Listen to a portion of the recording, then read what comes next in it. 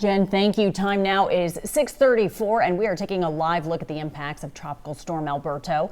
We're seeing high tide in Port Aransas from the Sandpiper condos, and high tide as well in Galveston at the 91st Street Fishing Pier and Jamaica Beach, courtesy of Saltwater Recon. But this storm also contributing to the deadly weather happening right now in Central America. 11 people have died and nearly 2,000 were forced to evacuate El Salvador. According to the Associated Press, Tropical Storm Alberto is compounded with a system in the Pacific right now, leading to this intense downpour that they're having. The director of civil protection in El Salvador says there are no missing persons right now, and there are more than 125 shelters set up for those in need.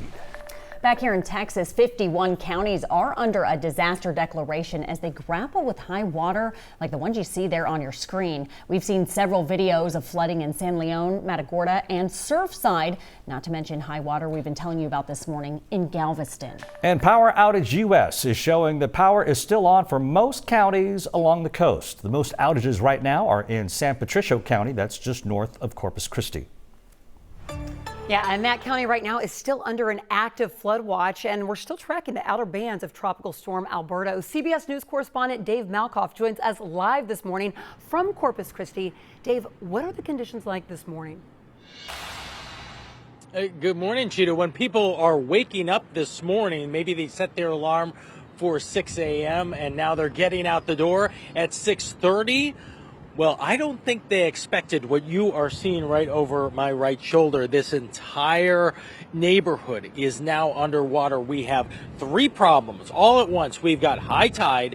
We have the pushing of all that water onshore. That is the storm surge. And then yesterday at about dinner time, we had so much rain drop on us. In fact, it was the worst rainfall that we had seen all day throughout the outer bands of Alberto.